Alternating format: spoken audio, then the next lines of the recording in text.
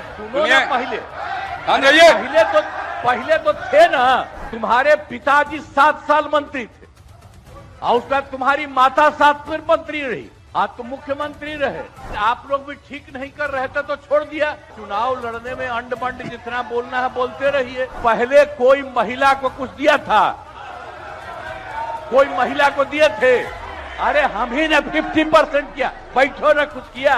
अरे भाई जानते हो बच्चा न हो, अरे तुम तो बहुत बच्चे न थे। ये कोई बात नहीं, ये नहीं होता। आपकी अनुमति से हम बोल रहे थे कौन होते हैं बोलने वाले? नहीं, कितना बोलेगा? सब पर ये है, सारा हंगामा सब पर ये हुआ। आपको सलाह दे रहे हैं। आप कहिए खेत प्रकट करें, आप क्षमा मांगे पर नहीं, क्षमा मंगवाइए। नेता विरोधी दल क्षमा मंगवाई तब होगा। नहीं, यहाँ 2 उप मुख्यमंत्री बैठे, दोनों उप मुख्यमंत्री सूत्र के हवाले से बयानबाजी शुरू कर दिए कि बांग्लादेशी आ गया, नेपाली आ गया। जनता को भरमाने का खेल बंद करें। नहीं अध्यक्ष महोदय, ये बरगला रहे हैं बिहार की जनता को। वीरेंद्र जी ना मेरे आप नहीं, ये गलत बात है, ये गलत बात है। कटिया वीरेंद्र जी निकाल। नमस्कार, मैं प्रत्यक्ष दुबे और आप देख रहे हैं विस्तार डिजिटल। बिहार में चुनावी मौसम शुरू हो चुका है। बिहार में चुनावी जो खुमार है ये जोरों शोर से शुरू हो चुका है। बिहार की हर योजना, हर बैठक और बिहार के नेताओं के हर बयान में अब आपको एक कोटिंग सी दिखेगी, एक परत दिखेगी। और उस परत में जब आप खंगालेंगे, उसको ऊपरी सतह को जब आप देखेंगे तो आपको समझ में आ जाएगा कि इसमें एक चुनावी लाग लपेट है। कहाँ तक पहुंची है ये सियासी जो बिसात है और कहाँ तक इस लाग लपेट को बिहार की जनता समझ पा रही है, इसे आसानी से डिकोड करते हैं। हमारे साथ 2 सहयोगी हमारे जुड़े हुए हैं, भारत सूरज और प्रत्युष सिंह। स्वागत है आप दोनों का। पहला सवाल आज के पूरे दिन भर का जो वर्क रिपोर्ट है उसी पे करेंगे, क्योंकि सदन चालू है और आज सदन का जो हंगामा है ये पूरे देश में ट्रेंड कर रहा है। जाहिर सी बात है, बिहार चुनाव पूरे देश के लिए केस स्टडी होती है। जो लोग राजनीतिक रूप से जो लोग एक्टिव हैं और जो लोग इनएक्टिव हैं उनके लिए भी सीखने का एक बहुत बड़ा सबब होता है इस पूरे के पूरे प्रक्रिया में। तो आज की जो ये पूरी डिबेट थी, इस डिबेट में खासकर से नीतीश वर्सेस तेजस्वी, ये जो डिबेट हुई और इसके अंदर खाने की बात जो रही, स्पीकर जिस तरीके से आज एग्रेसिव दिखाई दिए, उप मुख्यमंत्री के साथ उनकी जो झड़प रही, इसकी जो इनसाइड स्टोरी है इस पे चर्चा करेंगे, इस पे बात करेंगे। भारत, आपसे शुरू करते हैं। आप उस मिट्टी में अभी फिलहाल मौजूद हैं, उस जगह आप मौजूद हैं, क्या महसूस कर रहे हैं और क्या है अंदर की बात? भारत भाई, पूरी बात तो मैं सुन नहीं पाया आपने क्या कहा, लेकिन कमोबेश जितना मैं समझा हूँ, आप आज के सदन की कार्रवाई के आपने सवाल पूछा है कि मैं यहाँ क्या देख पा रहा हूँ, क्या समझ पा रहा हूँ। देखिए, आज बिहार में स्थिति ऐसी है और इसके उलट अगर आप साल भीतर दिल्ली से लेकर पटना तक खटपट मचा हुआ है एसआईआर के ऊपर। आज सदन के भीतर जो कुछ 2-3 दिलचस्प चीज है। एक तो नीतीश कुमार आज बहुत मूड में नजर आए, निकल कर सामने आई, कह रहे तो फालतू का लोग हल्ला करते रहता है। एसआईआर को लेकर पहले दिन शायद कोई नेटवर्क इशू है। आप दोबारा अगर अपनी बात किशोर यादव जो स्पीकर है बीजेपी के, आप आइए और आप, हाँ प्रत्यक्ष भाई कुछ कह रहे हैं? हाँ, एक बार आप नेटवर्क में आए, आपकी आवाज कट रही है। तो आज सदन के भीतर नंदकिशोर यादव ने सबसे पहले तेजस्वी यादव को मौका दिया कि आप खड़े होइए और आप बताएं। उन्होंने अपनी बात रखी और तेजस्वी यादव जब अपनी बात रख ही रहे थे, उसी का होगा नीतीश कुमार खड़े हैं, बोलते हैं तो पूरा सदन सुनता है, पूरा बिहार सुनता है। नीतीश लगे फिर से उसी राग को अलापने जो वो हमेशा से अलापते हैं कि आपके पिताजी मंत्री रहे, आपकी माँ मुख्यमंत्री रही, आप उप मुख्यमंत्री रहे, आज जुबान उनकी फिसली, उन्होंने तेजस्वी को मुख्यमंत्री कह दिया। इसके ऊपर भी एक अलग जो है वो ट्रोल आर्मी वो अपना काम करने, अगला हम आगे समर्थक काम डिबेट करने में आगे लगे, इस पे लेकिन चर्चा करेंगे भारत। हाँ, ये जो जुबान फिसली है इस पे हम लोग आगे चर्चा करेंगे, आप अपनी बात को कंटिन्यू कीजिए। हाँ, तो वो तो है कि जुबान फिसलने से मुख्यमंत्री बने हैं तेजस्वी, लेकिन मेहनत उनको भी बहुत करनी है। पर आज सदन अच्छी चीज है, मैं कहता हूं, क्योंकि मैंने मध्य प्रदेश छत्तीसगढ़ में हमने देखा है कि छत्तीसगढ़ का सदन कैसे चलता है। रमन सिंह को हमने देखा है, जब वो सदन चलाते हैं तो पक्ष और विपक्ष दोनों तरफ से कोई भी व्यक्ति ये नहीं कह सकता है कि आसन जो है वो किसी एक तरफ झुका हुआ है।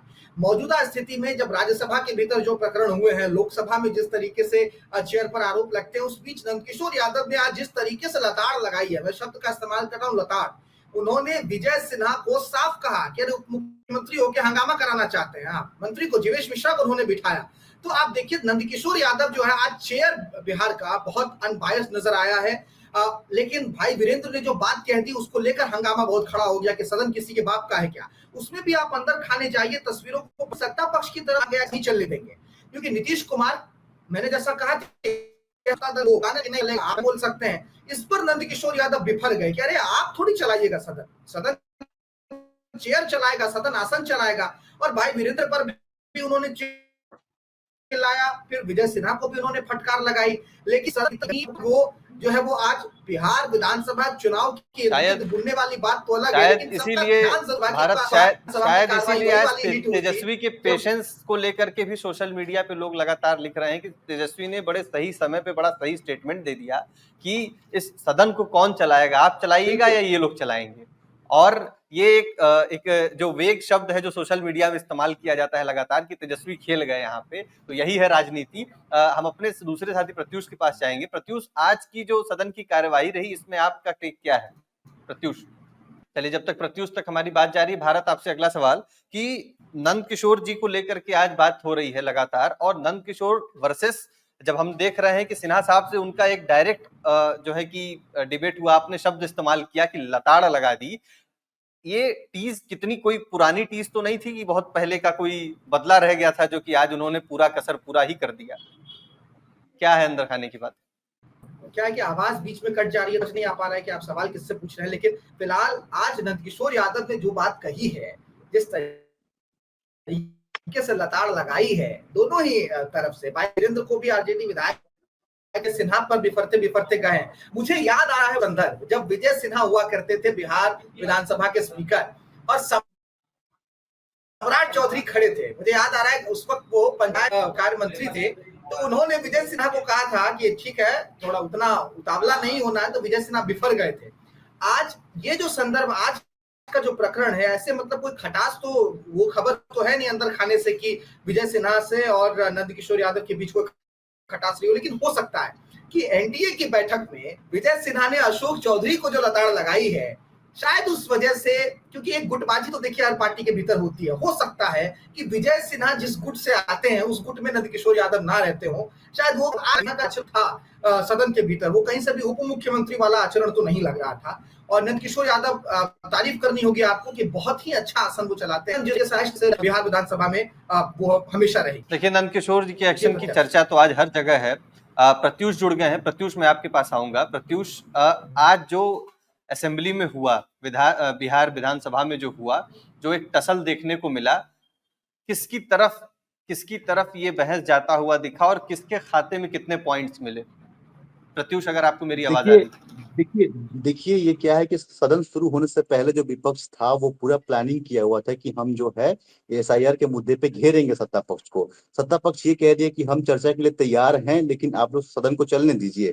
पूरी मामला को समझिए आप कि नीतीश कुमार ने तेजस्वी यादव को बोला, ये भी बहुत सुर्खी में आया, नंदकिशोर वाला भी आया और विजय सिन्हा वाला भी आया। लेकिन आप एक चीज को नोटिस करते होंगे, नीतीश कुमार चाहे वो आरजेडी के साथ रहे या फिर बीजेपी के साथ रहे, नीतीश कुमार दोनों को उस समय तुमको पता है जी कुछ, ये बार बार कहते हैं। लेकिन क्या आरजेडी डायरेक्ट नीतीश कुमार को कुछ बोलती है? आरजेडी जाती है भाजपा वालों से सवाल करती है। आरजेडी ये कहती है कि बीजेपी वालों ने, बिहार बीजेपी वाले ने हाईजेक कर लिया है, वोट जो है, वोट की चोरी बीजेपी कर रही है हर जगह। तो विपक्ष का एक ही कॉन्सेप्ट है साफ बिहार में कि नीतीश कुमार को नहीं बल्कि बीजेपी को टारगेट करना है, और वही करती है विपक्ष हमेशा। नीतीश कुमार ये माना जा सकता है, फटकार लगा देते हैं, बोल देते हैं। ये माना जा सकता है कि मुख्य विपक्ष फिलहाल भाजपा को मान बैठे हैं तेजस्वी या पूरी पार्टी? हाँ, बिल्कुल बिल्कुल। इसमें देखिए नीतीश कुमार का क्या है, बिहार के जो पैटर्न पे अगर आप बात कीजिएगा, नीतीश कुमार का क्या है कि नीतीश कुमार के वोट बैंक में सेंध लगाना एक तरीके से नामुमकिन टाइप का है। बिहार में सेंध किसके वोट में कौन लगा सकता है, इसी पर राजनीति होती है। हम किसको गिरा सकते हैं? केंद्र में सत्ता में बीजेपी बैठी है, पावर में बीजेपी है। वो एसआईआर का जो मुद्दा है, इलेक्शन कमीशन को जो घेरने को वो किया, हाईजेक किया हुआ है, उनकी बात मान रही है इलेक्शन कमीशन। तो सारा का सारा खेल बीजेपी और आरजेडी में हो रहा है।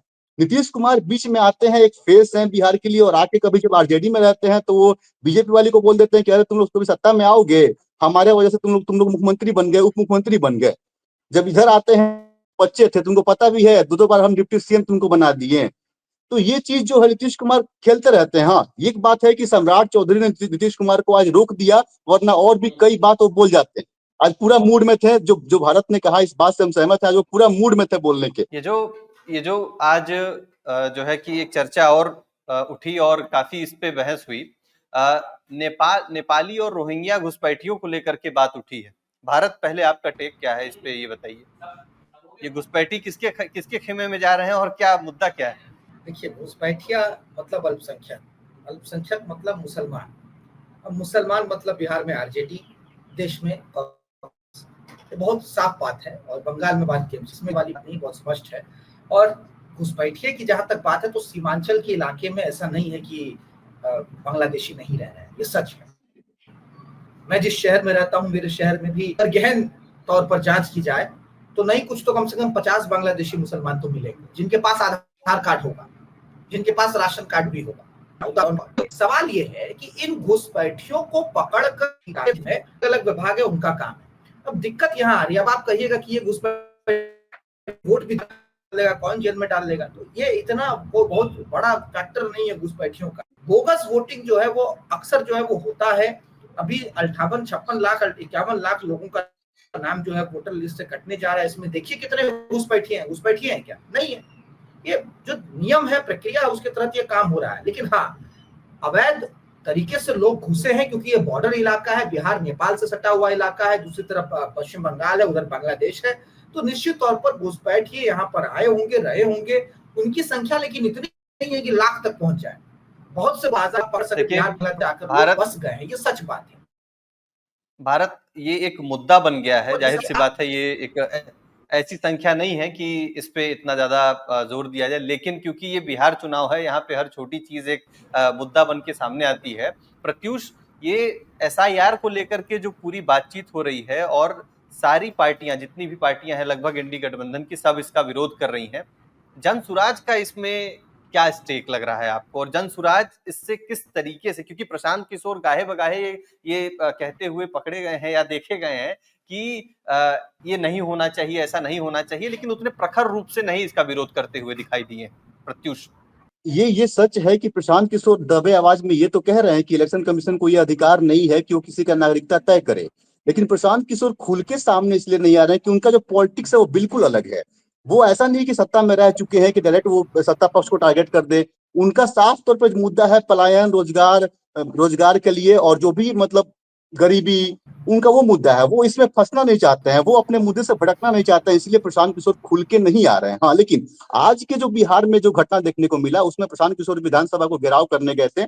ये एक थोड़ा सा मतलब आश्चर्यचकित था, इसलिए कि प्रशांत किशोर इस बात में बिलीव करते हैं कि हम आंदोलनकारी नहीं हैं, हम बदलाव के लिए आए हुए हैं। लेकिन फिर विधानसभा घेरना, सड़क पर उतर जाना, ये तो एक आंदोलन का ही प्रतीक है। तो प्रशांत किशोर आज अपने बात से थोड़ा सा हटते हुए नजर आ रहे थे। एक और चीज, भारत ने ये कहा कि घुसपैठियों का जो मुद्दा है, इसमें मैं एक चीज और ऐड करना चाहता हूँ कि बिहार में घुसपैठियां हैं, इसमें कोई दो राय नहीं है। हमारे यहाँ आते हैं हींग बेचने के लिए नेपाली, मैं बहुत ग्रास रूट का मैं बात कर रहा हूँ। हमारे यहाँ आते हैं कंबल बेचने के लिए, नेपाली चप्पल बेचने के लिए। वो आते हैं, वहां के जो लोकल स्तर पर जो जनप्रतिनिधि हैं उनसे संपर्क करते हैं, वहां पे बसते हैं और वोटर आईडी कार्ड में आते हैं। एसआईआर का जो मुद्दा विपक्ष बना रहा है और सत्ता पक्ष ये कह रहा है कि घुसपैठियों को निकालेंगे, इसमें देखिए क्या है, कुल मिला के जो फायदा है वो जो बिहार के जो मतदाता हैं मतलब उनका नाम कट जाएगा, ऐसा कोई बात नहीं है। मैं दिल्ली में रहता हूँ, मेरे पास, मैंने फॉर्म भर दिया, मेरा हो गया, वहां वेरीफाई हो गया, मैं वोट देने का अधिकार है मेरे पास। आज का जो डेटा आया है, इसमें क्या है कि 20 लाख लोग मृत पाए गए हैं, ठीक है। 7 लाख के आसपास लोग, 28 लाख के आसपास लोग पलायन कर गए हैं, जो हमेशा के लिए कर गए हैं, ठीक है।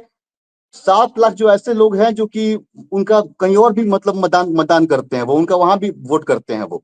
तो ऐसे लोग अगर छटनी हो जाता है तो इसमें कोई गलत नहीं है।